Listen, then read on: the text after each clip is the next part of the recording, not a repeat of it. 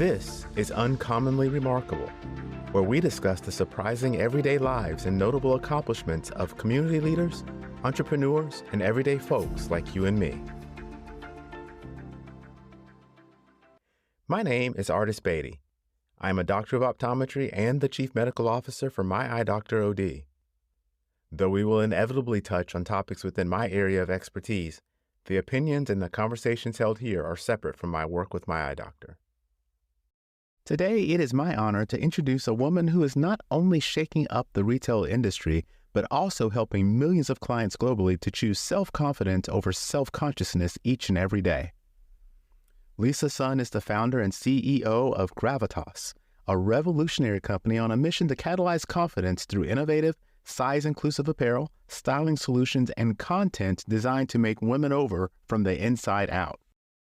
Driven by feedback that she lacked Gravitas, along with an understanding of the transformational power of clothing, Lisa filed a global patent to build shapewear directly into dresses and launched the game-changing company in 2012 to empower women to look and feel their best through fashion. 2 months after launching, Gravitas was featured in Oprah Magazine, People Magazine, and on the Today Show all in the same month for its inclusive, confidence-boosting clothing. The company hasn't slowed down since. It's been featured by Forbes, Fast Company, Elle, CNN, Marie Claire, InStyle, and more. In addition to being a founder and CEO, Lisa is the national best-selling author of Gravitas, The 8 Strengths That Redefine Confidence. The book is a USA Today bestseller and reached #1 for its genre on Amazon. Prior to launching Gravitas, Sun spent 11 years at McKinsey & Company advising the world's leading luxury brands on strategic and operational issues. Inspiring self-belief through how we show ourselves to the world, Lisa demonstrates how to let go of fear, get off the sidelines, and jump boldly into the game of life with Gravitas. And now, please join me in welcoming Lisa Sun. Lisa, welcome. It is so exciting to actually have you here on the show. You know, we met once in New York, and I actually was in the audience when you were giving a talk, which was probably one of the most exciting talks I've been to. I've been to a lot of these, and I don't necessarily get excited. I was energized. And by happenstance, after that talk, we got to go to dinner, and you were at my table, and it was just amazing. And here we are, years later. I've got a show. You agreed to be on it, and we're here together, and it's exciting for me. So welcome.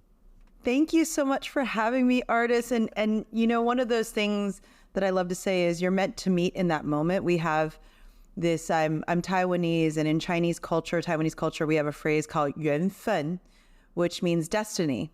And it's sort of like we were probably relatives in a former life, and we were meant to reconnect in this moment to make a difference in each other's lives. But whenever we say in Chinese, 我们有缘, or we have destiny, It means like we were meant to meet. And I feel that is so true about the two of us. I could not agree more. And it's, for me, that's a very deep and personal thing for me, because I don't always have that connection immediately with people. And it was almost, it's very difficult to describe, because our conversation was not one of those kind of small talky, kind of top of the topic type of things, but really we got to know each other at that dinner, and I've felt this connection since then. So again, I can't believe, first of all, you had enough time to be able to sit down and first have a conversation.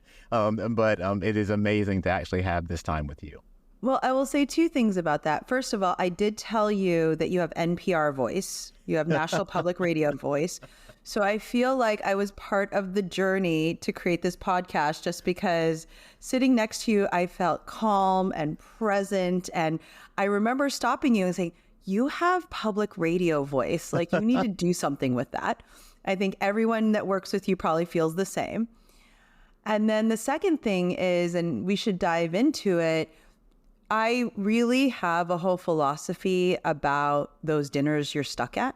Yeah. And Artis, while I definitely felt our connection to be organic and natural, there's actually a whole approach to how not to have small talk at the dinner table, especially at industry events, that I'd love to teach you and your listeners. But it's a whole philosophy on how do we connect with others beyond demography. And I'd love to dive deep into that because it might explain why you felt that way. Oh, that would actually be amazing to discuss. And you definitely are part of this journey for podcasting. You know, I have been told before that people like to hear me talk in the exam lane. Patients feel comfortable. Generally, my colleagues feel comfortable. I'm able to kind of navigate situations and make them feel at ease. And although I don't hear it, other people do. And so it was definitely part of it. And delving a little bit into your book, which we're also going to talk about, there were pieces that really that I could just relate to because performing is not on the top of my list, but there are other things that are. And this allows me to share those other things in an environment that doesn't require the performing piece to be up front. So, but we'll talk about that. Well, and you have a co-pilot in life, Sue Downs, who is the performing. You don't have to have all of them. You can complement each other. It is so true. And when I was reading that part, all I could imagine is, oh my gosh, this is Sue and here's me and we're together and it makes a lot of sense now. So, but let's talk about the dinner and the demography because I think that's really interesting. Well, one of the things, and I cannot take credit for it, Adam Bryant, who was a columnist for the New York Times, he used to write Corner Office. He said and I went to a dinner where he was speaking, and he said, look, so much of the time when you meet someone, you try to connect with them. We're built to connect. And he said, most people ask demographic questions like, where do you live? Where did you grow up? Where'd you go to school? And he said, the problem is if you have no demography in common, how do you bridge the gap? And so he said, I, as a journalist, ask passionately curious questions. And so one of his famous questions was, tell me a moment from your childhood that was formative. And he said that these CEOs that he would interview, you know, you can read their resume. Like, I think we know everything about everyone on LinkedIn. I don't need to ask you demographic questions. In less than 30 seconds with your full name and where you work, I can probably deduce everything about you demographically. Yeah. And he said, if you ask someone a passionately curious question, it changes the way in which you connect and you might surface values, stories. So when I was at McKinsey, you know, I grew up fairly poor in a desert, working in my parents' Mongolian barbecue restaurant in Fontana, California, and put myself through school on scholarship, worked my way up the corporate ladder. My favorite boss, incredibly wealthy, British, white, male, rode Oxford Blue. When we met for the first time, he did not ask me any demographic questions. In fact, he said, I looked it all up in the system. I know everything about you. And he said, tell me something that you're really proud of. And I told him about working in my parents' restaurant when I was 8 years old. And he said, I love that story. I love hustle. Let's do this thing together. And so I think when we met, that is my philosophy on life, right? I always ask passionately curious questions. So I knew from your name badge where you worked, who you worked with. I knew how important it is, what you do in the world.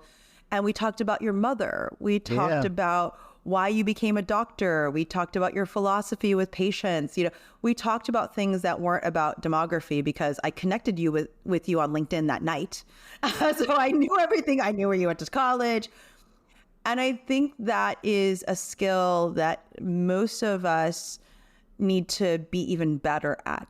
So my 29-year-old chief of staff had to go to a couple of very fancy weddings, and she did not grow up fancy. And she said, I have real anxiety about talking to posh people. And so we said, okay, you can ask a couple of questions, right? And we taught her to say, how do you know everyone? How are you connected to everyone, right? That's not a demographic. It's, oh, this is my best friend from college, and let me tell you the story of how we met. And we said, when people ask you what you do, because unfortunately people always ask you what you do, don't give them your title and your company. Say, hey, I love helping women feel confident. And that's why I'm so excited that I get to put that to work, working for this amazing company called Gravitas. You know, I said, lead with the mission, lead with your purpose, and then tell people you're the chief of staff at this awesome high growth company. Yeah. But we really taught her, and she came back from the first wedding in Italy and she said, I had the best time, right? we just had interesting conversations. It didn't feel, because whatever happens when you're at a dinner party or a cocktail hour or something, and you're like, okay, where are you from? Where do you work? And then there's that awkward pause. Yeah. And you're like, do you need a drink? I'm going to go get a drink. Or, hey, I see someone I want to say hello to. And I want to help people avoid that awkwardness. Yeah. So you and I were seated next to each other. We actually were locked in for an hour and a half together. And it was really, we had so much fun with our table. I felt like we were the fun table. It was the fun table. It definitely was the fun table. It's just interesting to think about it in those terms, because it can be very, very difficult to be the person who knows no one in a situation and then have to navigate that situation. And if you're more introverted, it causes more anxiety. It makes that more difficult to do. And while I never think about it from the dinner table side or the party side, because, those are things, and I'm like, I don't know if I really want to do that. In the exam lane, it is like that all the time. And this point is fantastic because I call it my instant 15-minute friend. And so you're trapped in this room with someone that you likely do not know for 15 minutes or 20 minutes at a time. And you have the choice of creating a rapport that's going to carry you through this exam, or you can just try to get the job done and hope that everything's going to be okay. And what you learn is that you're exactly right. Like you don't want to know the obvious. You really want to know, like, it's more about what are you using your eyes for? What are the things that you are involved in?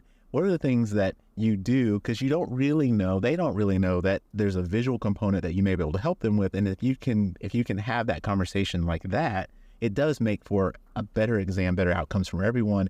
And I should have taken that little lesson and kind of applied that to the rest of my world.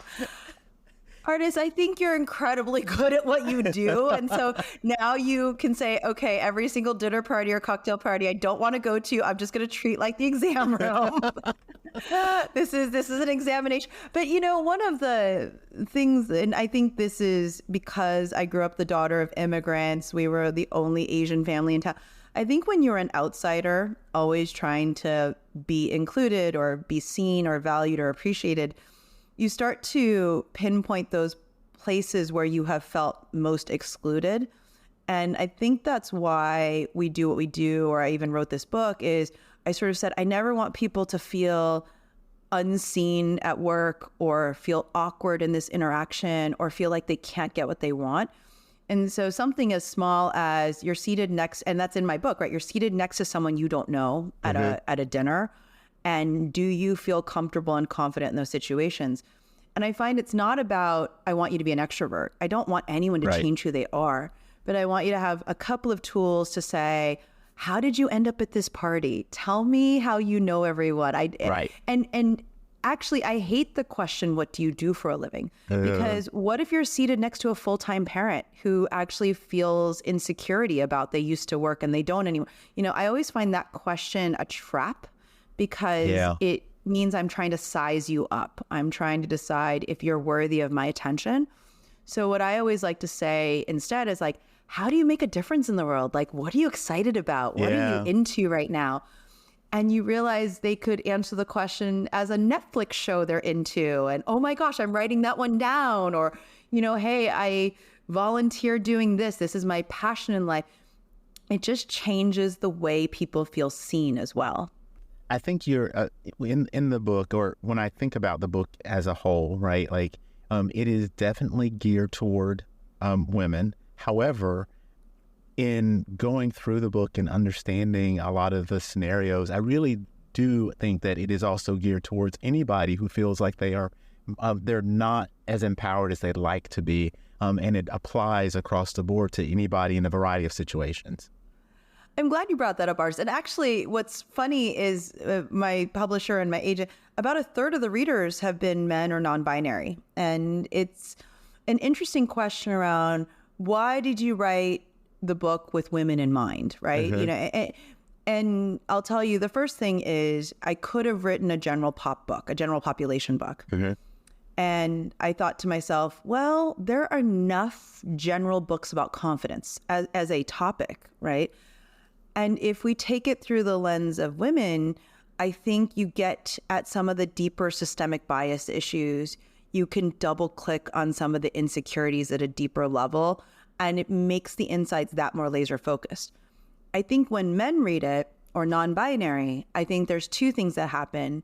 One is there's actually a whole group of fairly what you might call introverted personalities in our data set, where they go, I actually feel seen. Like, I know you wrote this, but this kind of works for me too, because I am an outsider in some sense, right? I have been labeled by society as not fitting the mold of what's valued and accepted. Or, and I love this, men who have come up to me and said, I finally understood allyship, or it finally made me see someone on my team differently. And those reviews on Amazon are some of my favorite. Like, one person said, I think we've been coaching and leading women incorrectly and incompletely. That the scorecard by which we define their success has been incomplete. This helped me. And whenever I do events with financial services company where the majority are men, I get a lot of feedback saying, this was so helpful because this allows us to try and see why we've been so blindsided by women leaving the firm, because we've created a single scorecard, probably developed over decades, and this changes the way we talk about it. So I'm grateful that you enjoyed it, but I had to explain to you why I wrote it with women in mind, just because I think some of the data, some of the insights had to be a bit punchier and a little bit more in your face. If I'd written general pop, it would have been like, I don't think any different than some of the general books on confidence. And I think that's fair. And I did not, having some historical knowledge of Gravitas and having met and talked to you, when I picked up the book, I assumed that it would be geared more toward women. But I also assumed, after having heard you talk, that there would be lots of things that would be applicable across the board. And really, there were pieces of it where I thought, oh my gosh, you are identifying exactly why this is a problem. And people who are not having this problem need to understand it, because they're likely causing some of this. And so I thought it was I thought it was a really great approach. But, I think I have a great friend who says, you know what, to go forward, we got to go backwards. So let's go backwards for just a minute. Because you, in the book, you referenced your the restaurant and your mom, who I feel like I know your mom, even though I don't. And she seems like it's such a wonderful person.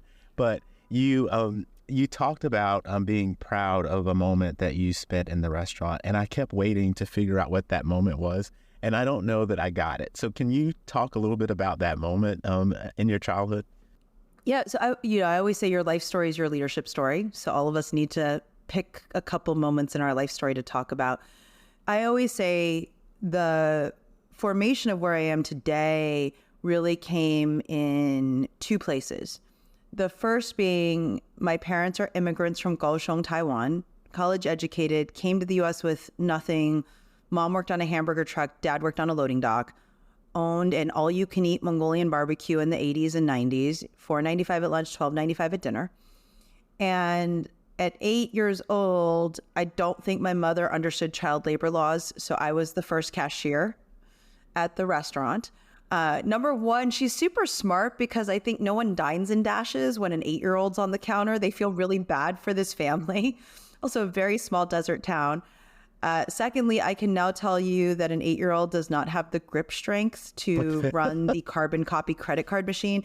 For your younger listeners, this is like in Home Alone 2, when Kevin checks into the plaza and they use a carbon copy machine. I had to lean up on the counter and push down, because if a number was missing, my parents didn't get paid. And then I would say the third thing is you get to see what it's like to create something from nothing, right? I was there the day they got the keys to the location. I was there when my dad was with a handsaw putting up, the booths for each of the dining areas. I was there when they closed up at night, doing my exam books. So when you can create something from nothing and you see people who have vision before reality and then they will it into existence, it gives you a sense of possibility.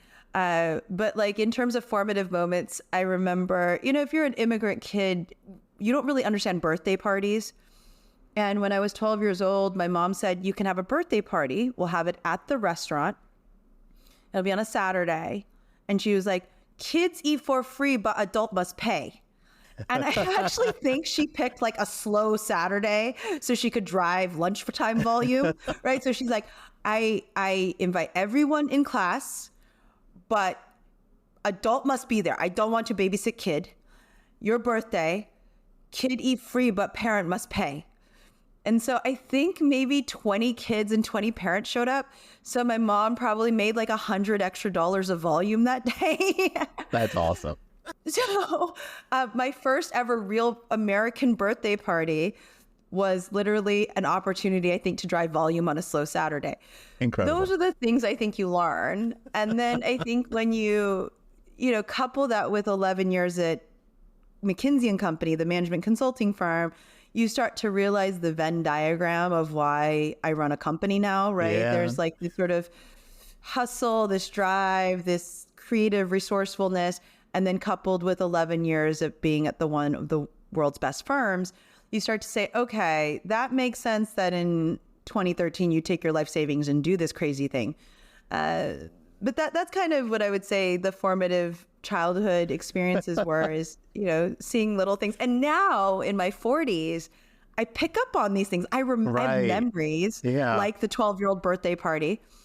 By the way, I will tell you, the only reason I remember this party is I think my mom's feeling nostalgic and she's sending me on text message old photos of childhood moments, because she's seen all my talks about inner child. She joined a Zoom for one of my clients. And so she's like, oh, I give you more photos for the speech. I'm like, I don't need more photos for my speech of me as a kid. And I saw this birthday party photo. I'm like, Mom, I remember this correctly, that you charged everyone to come to my birthday party? She's like, kids eat for free. And I didn't misremember this. I remembered this one accurately. That is the best. That is the best. And so your mom has been kind of a guide, and at some point she gives you a hard time. Other points she's really encouraging you to think differently. Like when you were so let's talk about McKinsey for a second though, because that is a much longer than a second in your life. You spent a long time at McKinsey, which is unusual. How did that happen, and what held you there for as long as you were? Well, I always say most people stay 18 to 24 months. I spent 11 years there. So thank goodness I have Asian genetics. It's an aging process when you work there. I loved the combination of client service and being able to build high-performing teams. I would say that the combination of getting to do really tough things in compressed timeframes, I don't think there's many places in the world where you get those opportunities. Mm-hmm.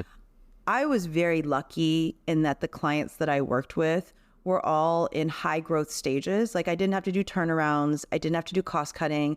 Oftentimes, and you've experienced this, private equity acquires a company and they swoop McKinsey in for 6 months to help think through how they're going to triple the growth. I really fell in love with my clients, and most of my client work was repeat. So I love helping people do tough things in tight timeframes. Mm-hmm. And oftentimes where there might be internal politics that are holding back an opportunity, or the need for more resources, and whether or not you like it, McKinsey can help advocate for those resources, right? I know there's a complicated relationship with consultants, but in my experience for those 11 years, I loved client service. I think and I get to do client service now, just it's differently. It's direct to consumer. And then on the other side, I would say, how lucky am I that I had all these incredible mentors that were very tough on me, that sculpted me into the type of leader I've become, also taught me what I didn't want to be. So that's good too. And I think McKinsey is a unique place for that. I would say layered on top of this, and I write about this in my book, and I think that's important. I also left in part because, number one, I somewhat didn't have a choice, right? They showed me the ladder forward and they gave me an opportunity, which I said, look, I think that is not what I want to do for the next 2 years. but I'm happy that you offered it to me and I want this position. And they were like, you know what? You're pretty far from getting that position. And I thought to myself, I looked around and I said, no one looks like me around here. When I joined the firm in September of 2000, less than 13% of the global partnership were women, of which I believe 2 percentage points were women of color. It's changed a lot. I think the number's closer to 18 to 19% women now. But at the time, what I didn't understand was the scorecard wasn't built to see me.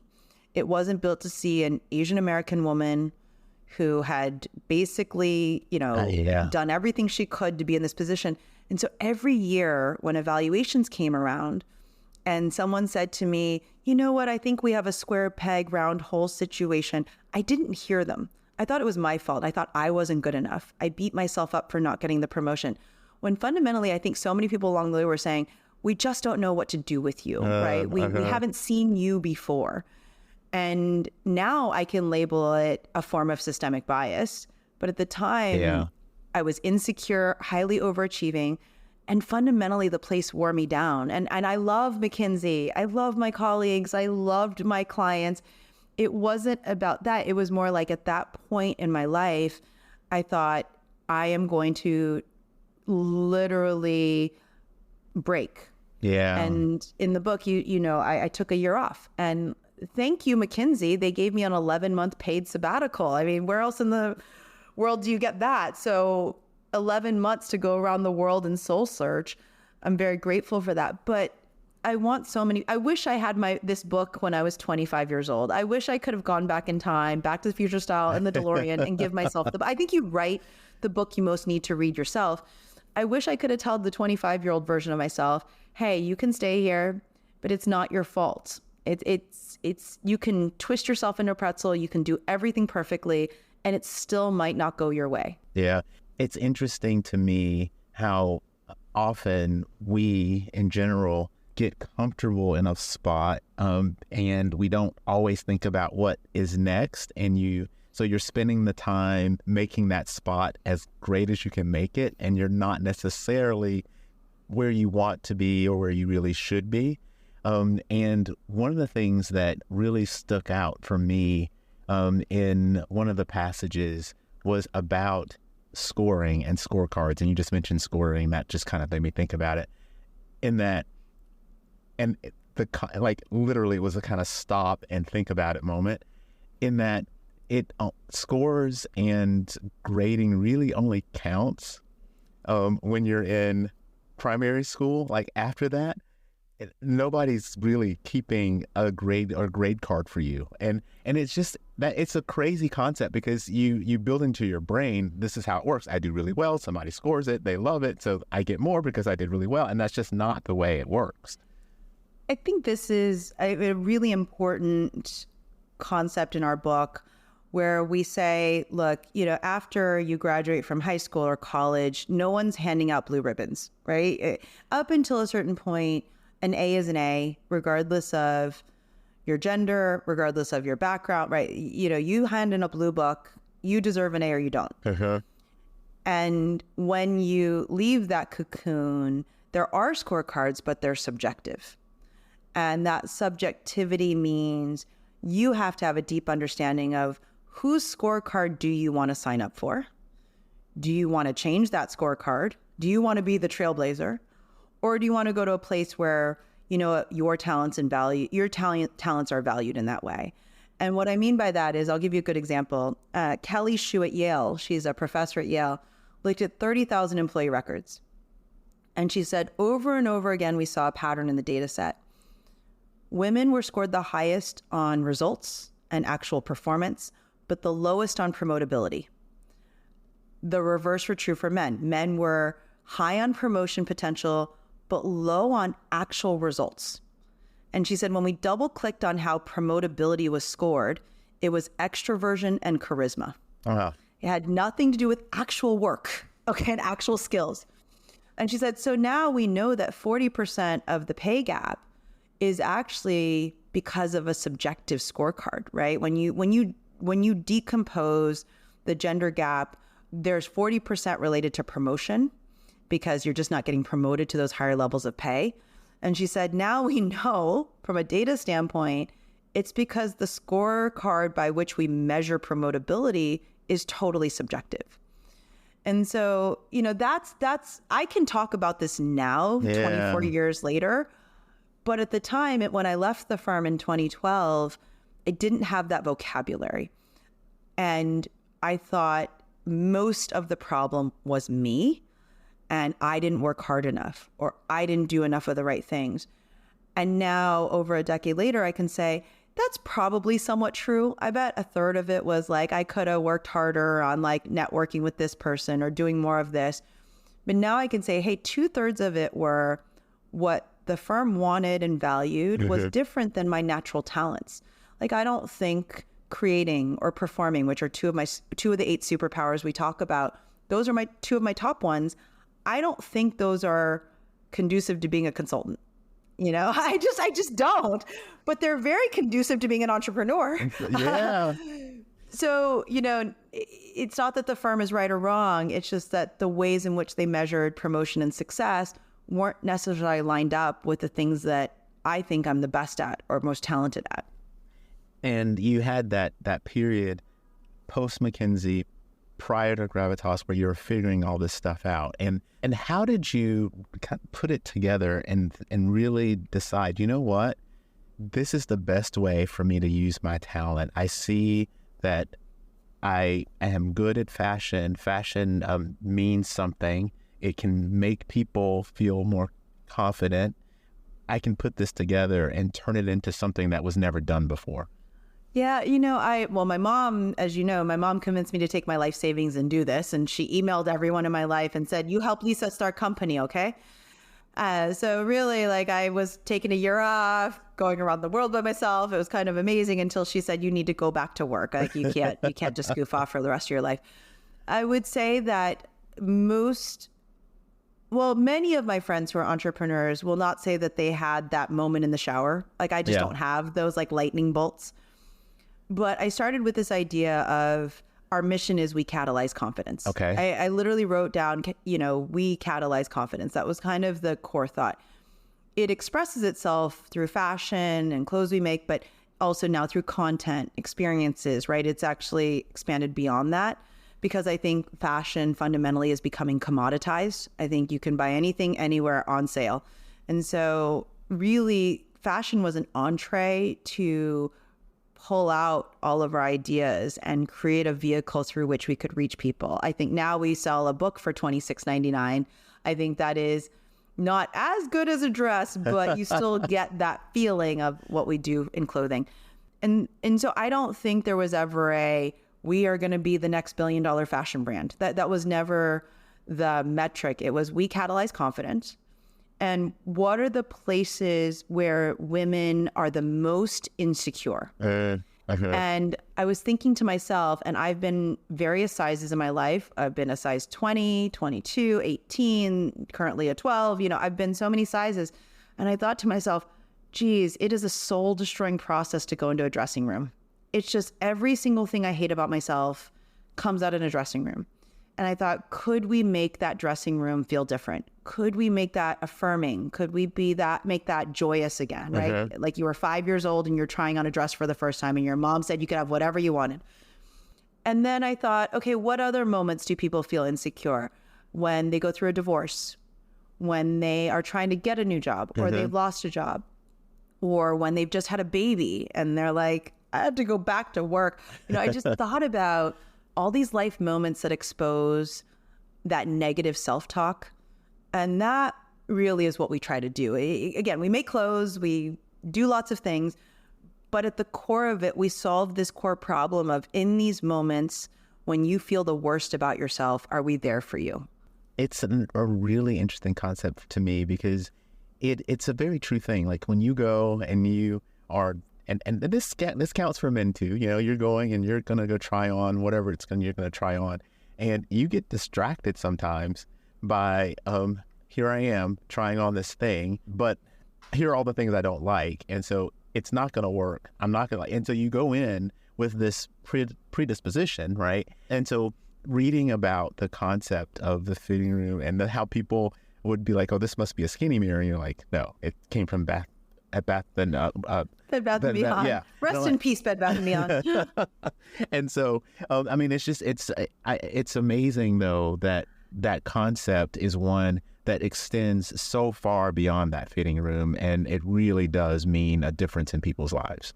Well, and that is where we came up with the whole approach that's in the book, right? It came with this insight, which is we as humans are born fully self-confident. If you ask any 5-year-old what they're the best in the world, they'll tell you right away, I'm the best at soccer, I'm the best at hugs, I'm the best at everything. Like there's just a full sense of potential.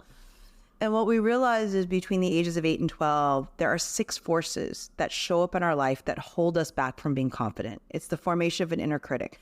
And it's everything from, we call it deficit mindset, where you think about your weaknesses before your strengths. So when you look in the mirror, do you look for the new wrinkles or your beautiful eyes? Or things like shrinking effect, where you underestimate or shortchange yourself. The best way to think about this is, do you say sorry when you're not even sorry? That just assumes you're less than. So we identified these 6 forces. And I say to people, you got to figure out which of these 6, it could be all 6. I woke up with all 6 in my head today. But these 6 forces are real. They happen every single day. And you have to make a choice to break out of them, change your mindset. And that's where we get into superpowers and how you see yourself in order to behave differently, right? For us, confidence is a choice and a mindset before it becomes a behavior. And why does the dressing room play into that? Every woman I dress comes into the dressing room with all 6 forces. I'm going to lose 10 pounds. I hate my arms. That dress looks good on the mannequin, but it won't look good on me. Systemic bias is one of our 6 forces. A mirror inside a dressing room is the worst idea, because as soon as you see yourself half undressed, you just don't feel like trying on clothes. And so what I always tell people is, before we start a fitting, you're going to leave your inner critic behind, and you're going to tell me what you like about yourself, what your best friend would tell me about you, what you're the best at in the world, what you're proud of from the last 12 months of your life. And people don't like having this conversation, but I always tell people, I refuse to dress you without it. And as soon as they start answering these questions, and I bet you feel this in the exam room, they start to laugh, they change their tone, we have a really great conversation, and then all of a sudden, they're like so happy with what they've chosen. Actually, some of your partners from EssilorLuxottica came to my office, and it was so fun because we did the dressing room experience, and they just had so much fun. They're like, this is amazing. There are no mirrors until I'm dressed, which is great. And they were just like half undressed in the middle of our office. But every time they're in New York, they text me and they said, we want to stop by the closet. Can we just stop by the closet for 30 minutes? But I think that analogy extends to how you take on the day, right? So the way you enter a dressing room is the way you enter every day. And so until you change your mindset, until you change how you see yourself, your day will feel negative, or you will evaluate yourself harshly, or you will feel like you failed. It'll be a zero-sum game. I think that is fantastic advice. And it's one of those things that once you get your mind wrapped around, you have to first realize that you're doing it, because a lot of people don't realize that that is the mindset that they're carrying, right? Because it becomes at some point the norm. So once you realize that that is not the way you want your mind to sit, then you have to work on, okay, how do I reposition it? And how do I wake up in the morning understanding that these feelings or these thoughts are there, but I can replace them with thoughts that put me in a different position? So what I always tell people, and before we get into all the superpowers that we identified, I always tell people you need to have a trigger for a change in mindset. And everyone on my team, when they join our team, they have to submit a photo of themselves when they felt their most powerful. Like, so do you ever have people say, I used to be so brave? Or if you knew me when I was 8, I thought I was going to be an astronaut, right? Oh my gosh, yes. And so everyone on our team has to keep on their desk a photo of themselves. I'm showing Artis a photo of me when I was 9 and my parents took us to see snow for the first time. Everyone on my team keeps a photo of themselves from a younger time. So our head designer is the day he came to America in 2006 from Mongolia, and it's him in New York for the first time. Or our chief of staff, it's a photo of her at 7 years old, and she just looks so happy and joyous. And I always say that is the mindset you're switching on. So maybe it's not a photo. A lot of people love the photo idea, And it's actually, when you visit our office, it's kind of fun to see everyone's photos. It makes you smile. It disarms vendors. Vendors are like, I can't charge more. Look at their cute faces. But I think all of us, and that's really where the idea of fashion came up, right? Which is a dress that's like Dumbo's flying feather. He didn't need it to fly, but it reminded him that he could. So every one of us will wake up each morning with an inner critic with all 6 forces. I do almost every day. And you have to have something that switches on that mindset that says, okay, I'm not going to give you control, inner critic. I'll listen to you and tell you that you're wrong. But now let me make a choice around the strongest version of myself. Finding that trigger. I love that. We're going to talk about superpowers here, but the story about Lunar New Year was, I thought, amazing. And the dressing, the styles. So up until this point, I think you had the styles of the clothing were not, they didn't have color and patterns. And you decided, your team actually came to you and said, hey, let's do something different. And you said, yes. Because I'm wearing it today. I'm wearing the Lunar New Year right now. That's so funny. Look, I always say, Gravitas, we will only own 10% of your closet. I'm not naive. Like, everybody buys from different brands. And I said, but we want to be the most valuable player in your closet. We want to be the thing you wear 3 or 4 times a week. And you can't wear color 3 or 4 times a week. So we did like little black dresses, black leggings, like navy, right? We were always the foundational piece. And someone on my team said, we're the MVP too in terms of storytelling. And we're the thing that people compliment you on. So it doesn't have to be that you wear it often. It's that when you wear it, people are kind of wowed by it. And I said, okay, what do you want to do? And most of our team is of AA, NHPI heritage. NH is new. And they said, we want to do something for Lunar New Year. We're mostly Asian, so we're not co-opting culture, all these things. And I said, okay, here's a small budget and go ahead. Okay. I will tell you that the first collection failed. It did not pay back on its investment, but it taught us a lot about having more fun with the clothes, more color. It taught us what vendors we could use that were different than our traditional ones. And then the next year it did well. And then it led to all these other products. In fact, someone on Instagram messaged me, we have this dress that's a rainbow. And she said, I have never received more compliments on anything I've owned. And I'm 62 years old. Oh, wow. She said, people stop me on the street to tell me they love my rainbow dress. So I would say one, made me change kind of the core philosophy of the product merchandising, which is it's your most valuable player, not just in terms of how often you want to wear it, but in terms of how you're seen in it and how you feel in it. And then for my team, from a capability standpoint, I think it allowed them to flex new muscles, try new things, and it birthed new ways of doing the work. We have a really cool collection coming out now where it's just like clockwork, right? People are like, oh, we'll get the print design. This will happen. We'll get this person to do it. And it's been fun. And we got to donate to Stop API Hate and really be a part of our community in a different way. Well, the reason I think that is so important from a story perspective is that it's really tied to learning to use your superpowers and looking at or learning about the superpowers that you haven't yet developed. And the fact that you're gonna make those mistakes and it could be tough, but you have to remember how to recover from that and learn from those mistakes as you start to develop that. Yeah, I also think, and this is something that I wrote about a little bit, I think there's also this thinking around shedding, right? Which is shedding the stories we tell ourselves. And what I mean by that is I never wanted to be known as an Asian female entrepreneur. I just want to be an entrepreneur, right? And then over time, and I think that's just because I grew up in a place where we didn't belong to anything. We weren't part of anything. And so my parents were like, let's assimilate, like just achieve and like forget your heritage, right? Thank goodness I speak I speak Mandarin Chinese. I feel like that's the one part they enforced. But my little brother is a millennial and he's an activist and he's like, you've got to own your truth. You have to own who you are, right? And I call myself a reluctant activist.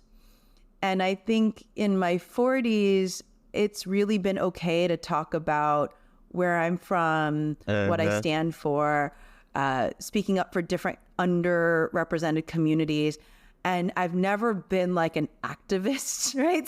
So it's fun to be able to build new superpowers, test new things on my team. But more importantly, I'm like shedding all these old messages I told myself of like, just fit in, just don't stand out too much.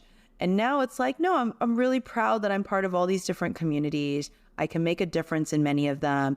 I'm not afraid to talk about it. Yeah. And that's a real shift. This concept of superpowers, I mean, we've alluded to it a little bit, well, maybe a lot bit. But I think it's kind of core to a lot of the things that you've discussed and helped people with. So how did you develop this concept of the 8 powers and start to move with that? So in 2013, Janet Yellen was nominated to be the first woman head of the Federal Reserve. And there were hundreds of articles that she did not have the gravitas to lead the Fed. She did not have the sense of power and confidence.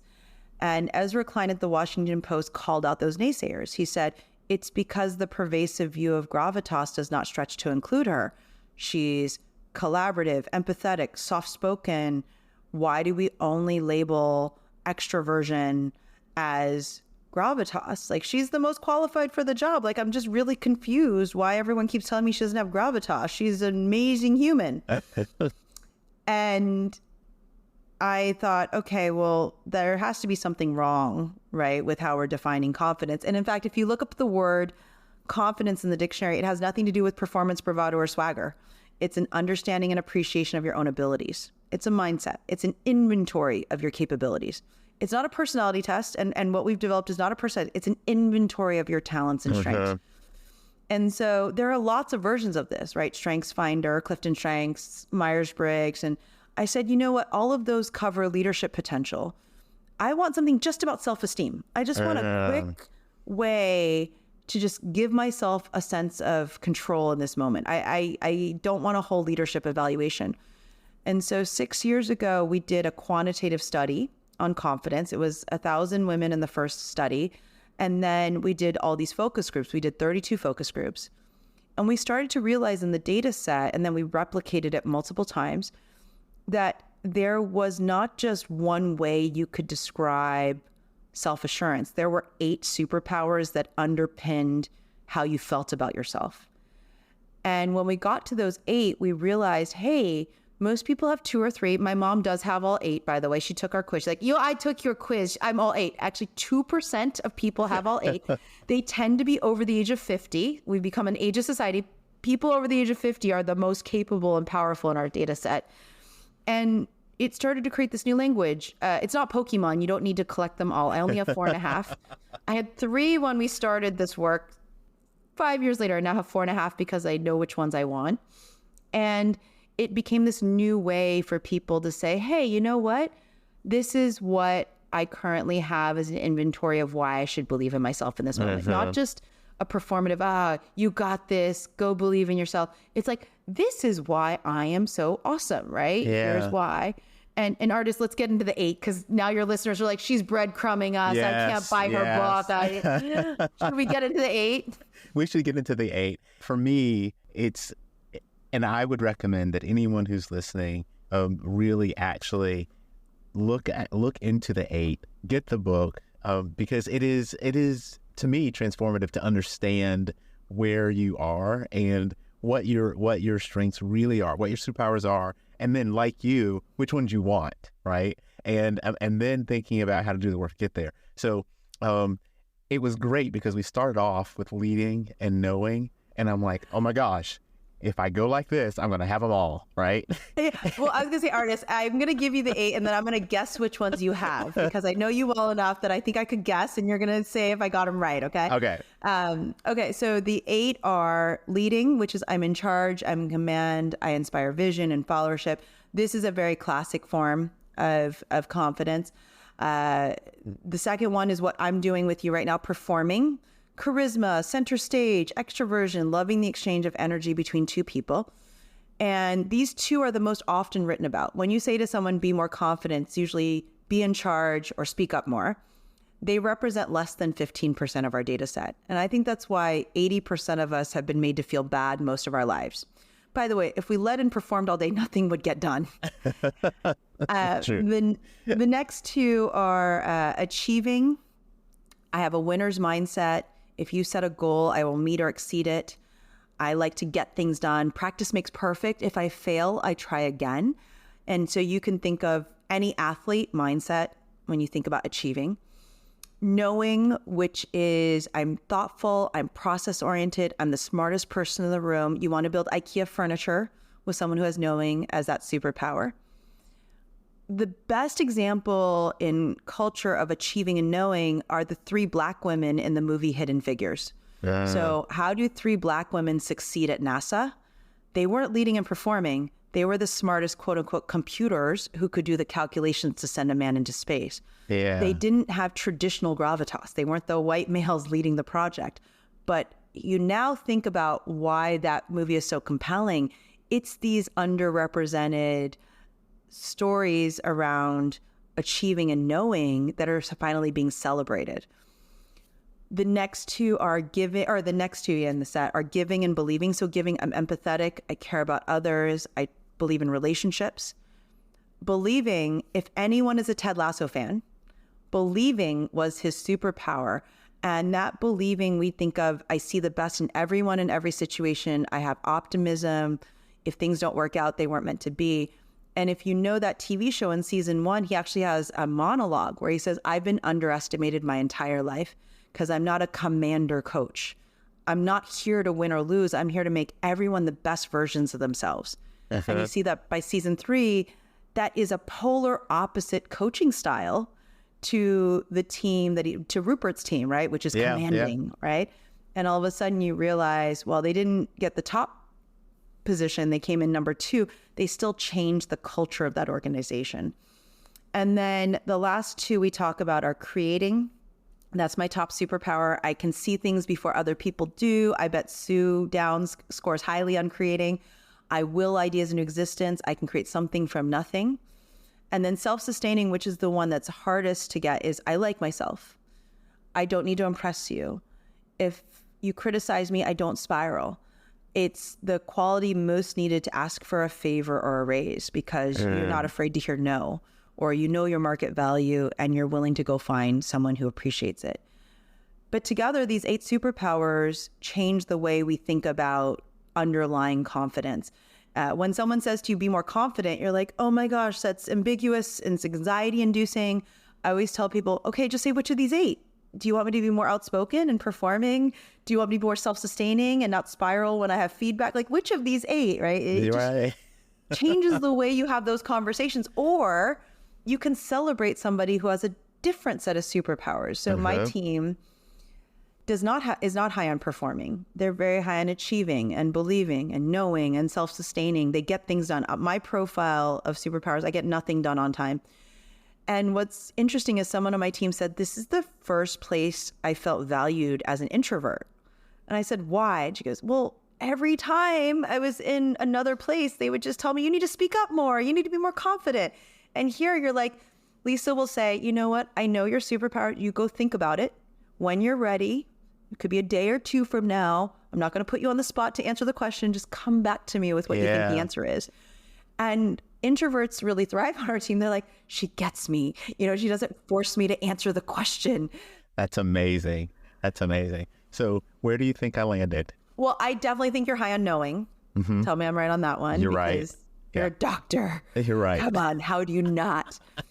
I would actually say you probably have a smattering of giving and believing just because, or one of those 2. It's a little bit on the giving. Okay, giving, good. Yep.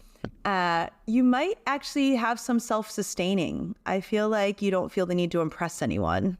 That's the one that's hardest for me. Really? We should talk about that. Yeah, that one's the one that's hardest for me. And I think leading. I think you have leading and achieving, and that's why you're chief medical officer.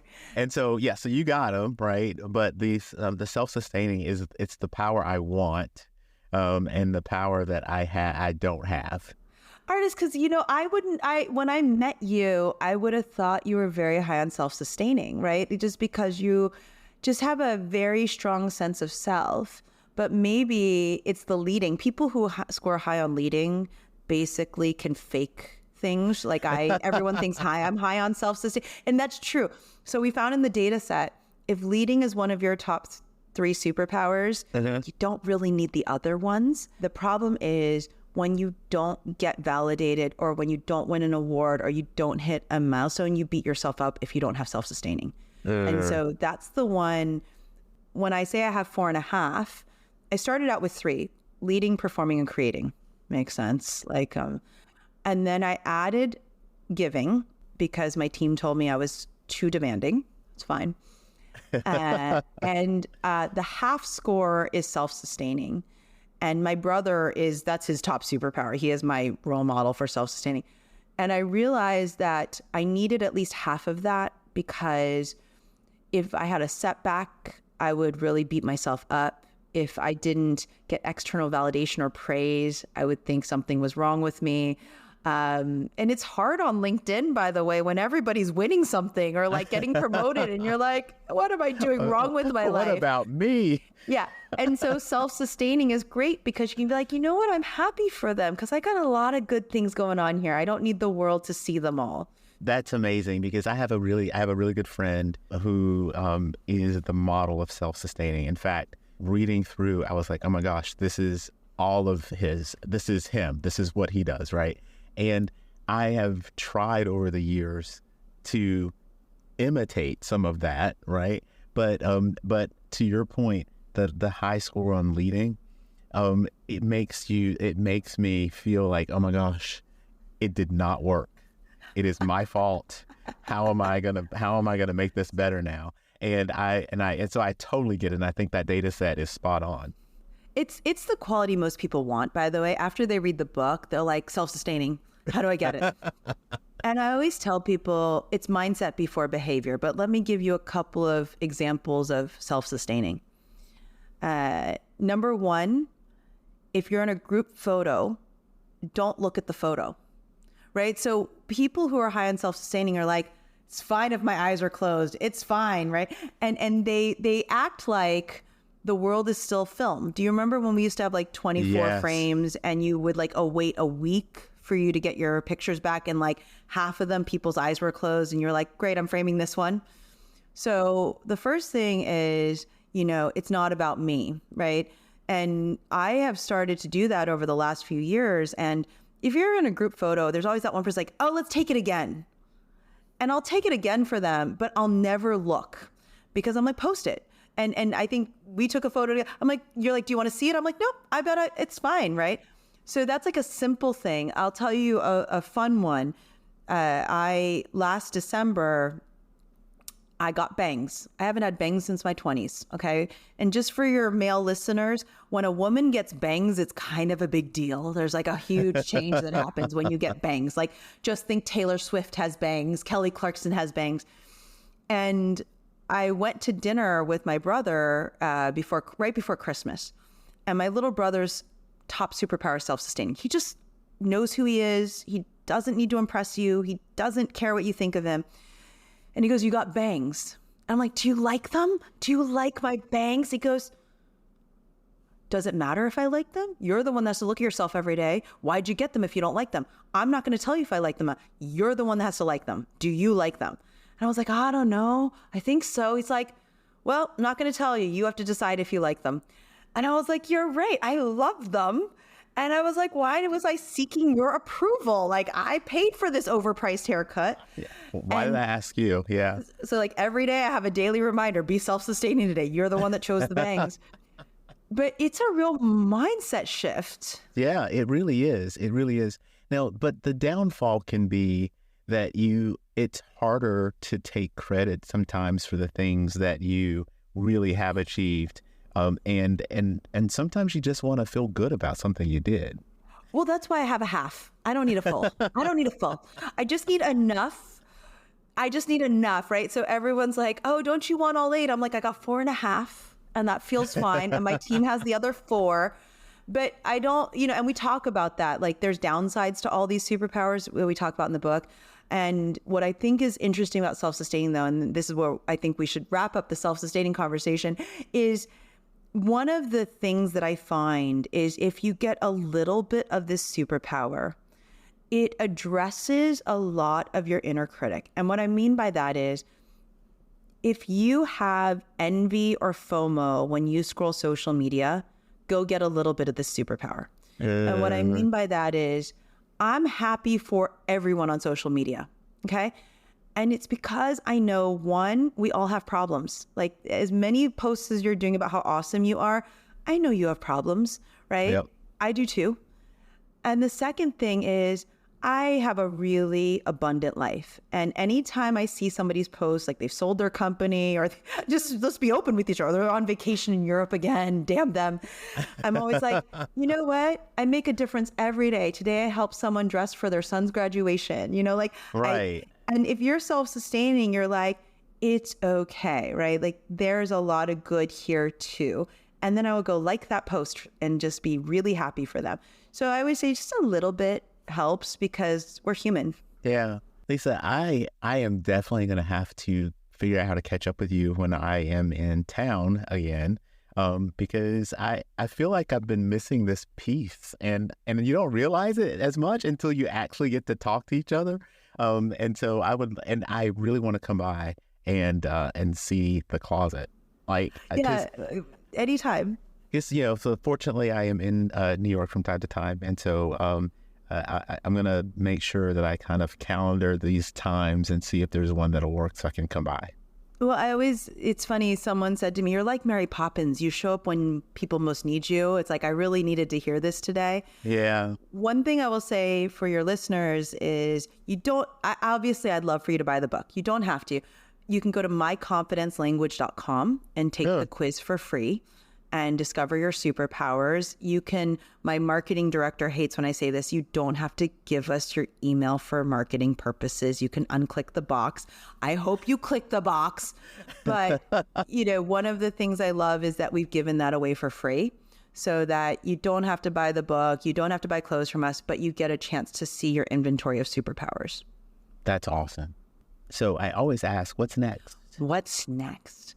Well, my book is being published in multiple languages. So the first one is Japanese. This is out. Oh, congratulations. It came out July 9th.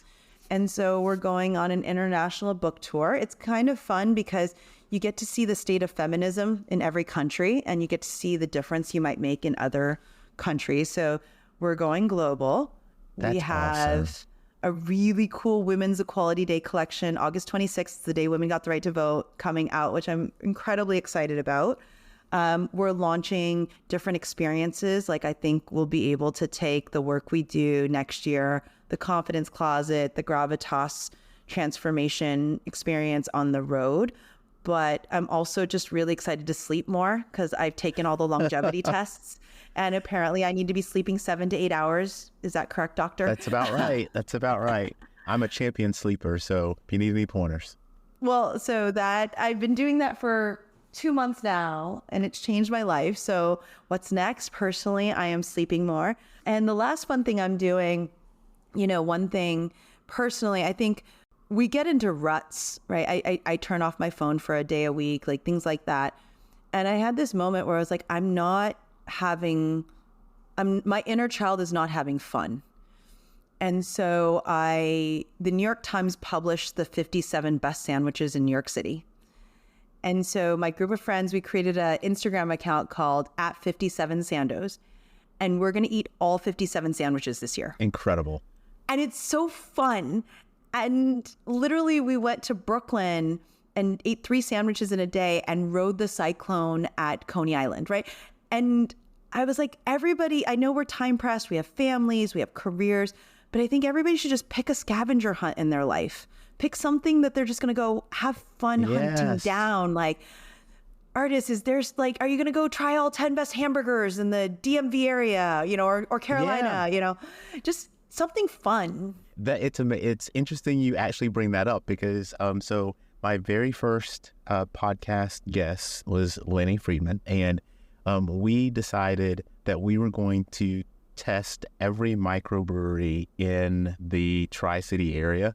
And so we started off gangbusters. Like, we were going to these things every week. We'd go and we'd test one of these things. And then it becomes hard because, families and obligations like that.